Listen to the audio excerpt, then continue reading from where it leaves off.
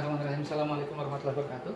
Oke, di sesi sebelumnya kita sudah membahas ada dua metode perhitungan menggunakan data in situ, yaitu pertama menggunakan sondir, yaitu kalau di pertemuan sebelumnya kita melihat kalau berdasarkan data sondir maka rumusnya adalah kalau untuk beban sementara Q A sama dengan Q allowable sama dengan A kali P bagi 2 tambah keliling kali F bagi 5. Sedangkan untuk beban statis tetap Q allowable-nya, izinnya adalah A kali P bagi 3 tambah keliling kali F bagi 5. Dan untuk beban dinamis adalah Q allowable-nya sama dengan A kali P bagi 5 tambah keliling kali F bagi 8. Sedangkan kalau menggunakan data SPT maka menurut Meyerhof nomor 76, maka ini rumusnya. Jadi ini rumus menurut Meyerhof. Sebenarnya terutama untuk data SPT banyak rumus sekali. Setelah ini pada contoh soal saya akan kasih lihat contoh untuk soal yang untuk rumus yang lain. Kalau menurut Meyerhof ini, untuk sand atau gravel, QE-nya sama dengan 0,4 N60 D per B, sigma action V kurang sama dengan 4 N60 sigma action V.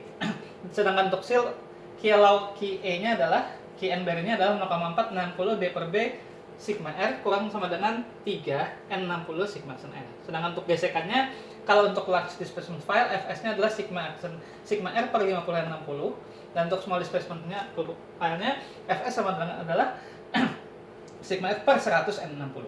Setelah ini saya akan beri contoh soal, tapi untuk SPT saya akan beri rumus yang lain. Tapi saya akan di akhir saya akan jelaskan untuk mencari N60. Sekarang ayo kita lihat. Nah, sekarang contoh soalnya. Kita ingat kembali pondasi berfungsi untuk memindahkan beban pada struktur atas ke tanah struktur di bawahnya. Nah, sekarang ada satu rumus yang di pertemuan sebelumnya tidak ada, yaitu berdasarkan kekuatan bahan. Nah, kalau kalian ingat beberapa slide sesi yang lalu, saya bilang pondasi dikatakan aman kalau tiga. Yang pertama, daya dukung izin tidak dilampaui oleh beban, artinya beban lebih kecil atau sama dengan daya dukung izin. Yang kedua, penurunan yang terjadi masih dalam batas perizinan. Yang ketiga adalah pondasi itu tidak runtuh saat menerima beban atau pondasi itu kuat. Nah, untuk melihat pondasi itu kuat atau tidak, maka kita menggunakan rumus daya dukung berdasarkan kekuatan bahan. Di mana rumusnya? Yang pertama, daya dukung berdasarkan kekuatan bahan adalah P sama dengan AP kali TBK tambah AS kali TAU, di mana P adalah daya dukung izinnya, AP adalah luas penampangnya, luas penampang tiang, dan AS adalah luas tulangan tiang panjangnya, dikali TBK adalah tegangan izin beton, kilogram per cm sendiri, dan TAU adalah tegangan izin tulangan. Nah, atau kalau sekarang kita bicara menggunakan istilah F aksen C dan F aksen Y, maka P, kekuatan bahan adalah luas penampang beton dikali F aksen C ditambah luas penampang baja dikali F aksen Y. Jadi kita nggak bicara menurus penintang, kita bicara penampang, ya. Jadi luas penampang beton dikali F aksen C punya konkret ditambah luas penampang baja dikali F aksen Y. Itu berdasarkan kekuatan bahan, harus lebih besar atau minimal sama dengan beban yang diterima. Itu rumus berdasarkan kekuatan bahan. Selanjutnya berdasarkan sondir, maka kita menggunakan persamaan statis. P sama dengan QC kali AP bagi 3 tambah JHL kali KA bagi 5. Nah, di mana P adalah daya dukung tiang panjang, dengan QC adalah nilai konusnya, ingat nilai konus. AP adalah luas penampang tiang panjang, KA adalah keliling penampang tiang panjang, dan JHL atau JHP, jumlah hambatan pelekat atau TSF, total skin friction, sama dengan SF-nya adalah 3 dan 5. Kita menggunakan SF statis. Ini rumus ini sudah saya jelaskan sebelumnya di waktu pembahasan ini. Jadi yang kita gunakan yang ini. Ini adalah hambatan konus, ini hambatan JHP. Ini penampang, ini keliling. Luas penampang, kelilingnya. Nah, yang terakhir seperti saya bilang tadi adalah berdasarkan SPT. Rumus SPT macam-macam. Yang untuk saat ini kita ambil rumus yang ini untuk contohnya. Yang selanjutnya adalah daya dukung tiang panjang berdasarkan data SPT atau standar penetration test, maka QU sama dengan 40 kali NB kali AP untuk Q ultimate-nya. Ini adalah end bearing dengan end bearing, di mana QU adalah daya dukung batas, Q ujung maksudnya, bukan ultimate, maaf saya salah. Ini Q ujung, di mana Q ujung sama dengan daya dukung batas tiang panjang dengan NB, 40 kali NB kali AP. NB adalah nilai NSPT rata-rata pada elevasi dasar tiang. Jadi NB adalah N1 tambah N2 bagi 2. N1 itu nilai SPT pada kedalaman 3B ujung tiang ke bawah, N2 SPT kedalaman 8B ujung tiang ke atas. Jadi, kalau tiangnya 10 meter, dengan misalnya tiangnya kedalaman 10 meter, dengan dengan diameternya atau B-nya adalah 25 cm, maka N1 ini adalah nilai NSPT pada kedalaman 10 tambah 3 kali 25 cm, yaitu pada kedalaman 10,75. NSPT-nya berapa? Itu N1. Kalau N2, NSPT 8B di atas tiang. Jadi kalau dari 10 naik 8 kali 0,25 adalah 8. Ini NSPT 10 dikurangi 8 kali 0,5. Jadi di kedalaman 8 meter, NSPT-nya berapa? Itu masukkan ke N1 tambah N2 bagi 2. Nah, itu di situ. Sedangkan AP adalah sama, luas penampang. Nah, ini untuk ujung, 40 kali NB kali AP. Sedangkan untuk pelekatnya adalah QS kali ASI, di mana ASI ini adalah keliling penampang. Si QS-nya sebesar apa? Nah, QS-nya itu sudah ditentukan. Kalau untuk tanah pasir, maka 0,2 kali N sini, SPT. Sedangkan untuk tanah lempung, maka 0,5 kali N. Jadi situ. NSPT-nya. Dengan ASI adalah keliling penampang tiang dikali tebal lapisan. Jadi ani kalau dilihat sini. Kalau di sondir kita pakai KA, keliling. Tapi kalau di SPT kita pakai ASI adalah keliling kali tebal atau luas selimut jadinya. Itu di situ. Sedangkan dengan daya dukungnya, sehingga daya dukung totalnya adalah QU tambah QSI bagi 3, SF-nya 3. Menurut SNI 8460 2017, untuk pondasi dalam, maka SF minimalnya adalah 2,5 dan untuk pondasi dangkal SF minimalnya 3. Jadi karena minimal 2,5, kita pakai 3 di sini. Nah, kalau kita sudah mengecek di situ, maka daya dukung izin tiang yang akan dipergunakan adalah nilai yang paling rendah. Kalian contohnya? Contoh, ada beban normal maksimumnya adalah ada beban normal 814,07 ton dengan momennya, beban vertikalnya 814,07 ton dengan momennya adalah 90,671 ton. F aksen C-nya 35 MPa, FY-nya 400 MPa, ini mutu beton, mutu baja.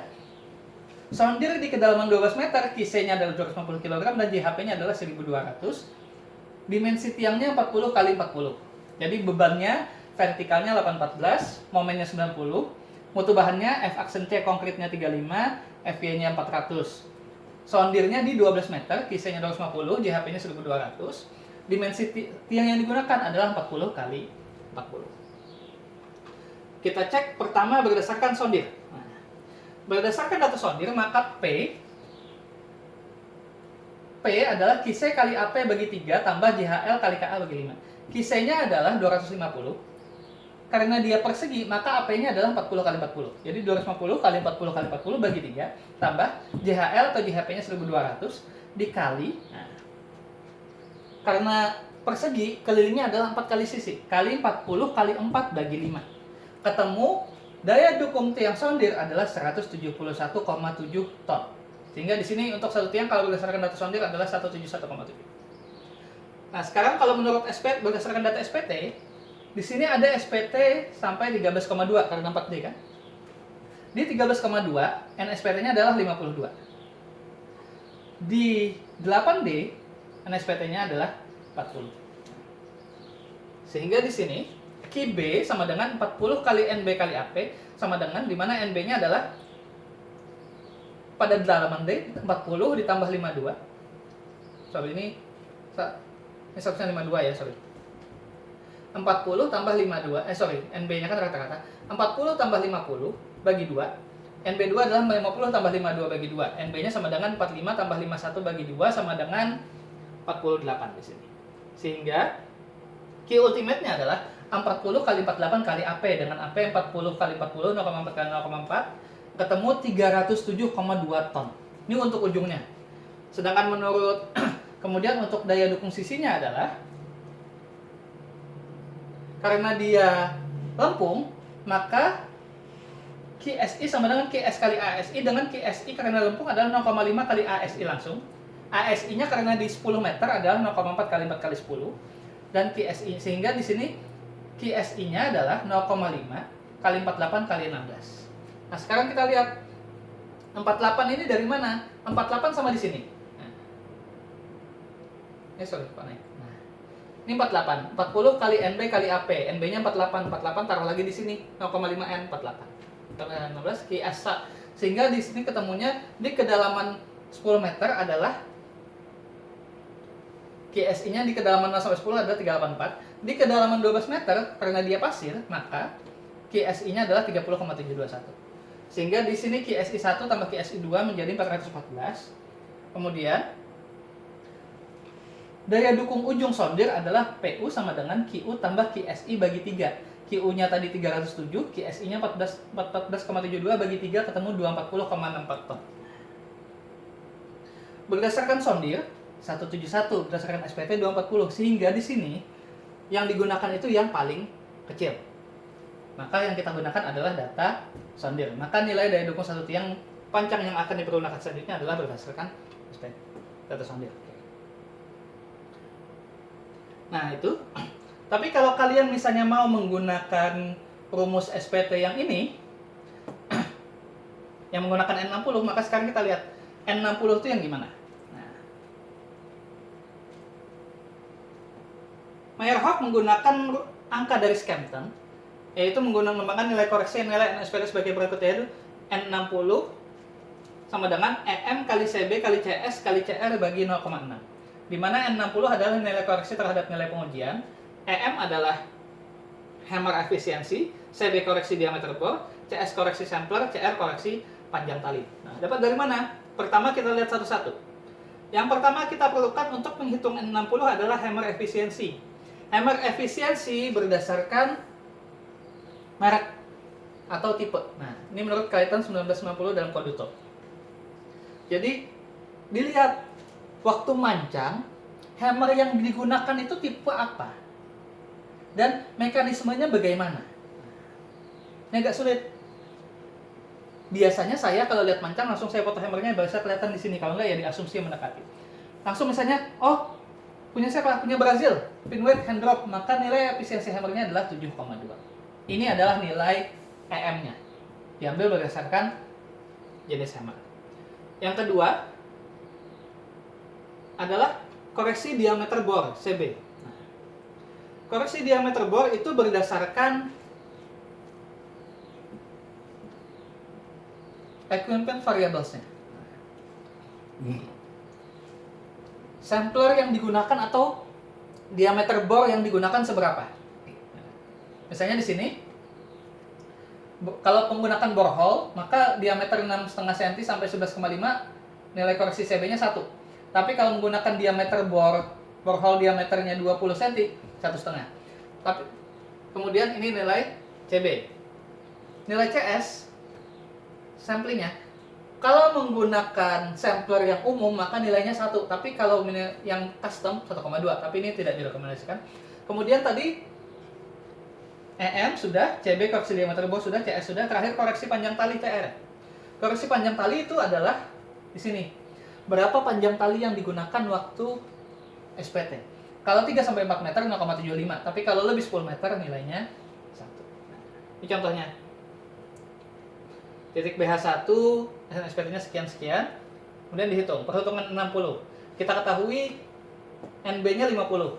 Efisiensinya 0,5, CB-nya 1, CR-nya 1, CS-nya 1, sehingga N60 adalah 0,5 kali CB kali CS kali CR kali N, ini N-nya di belakang, dibagi 0,6. 0,5 kali 1 kali 1 kali 1 kali 50 tadi, bagi 0,6. Setelah itu tinggal untuk menghitung daya dukungnya adalah ditabelkan seperti ini. Nah, ini contohnya. Silahkan bisa dilihat sendiri. Nah.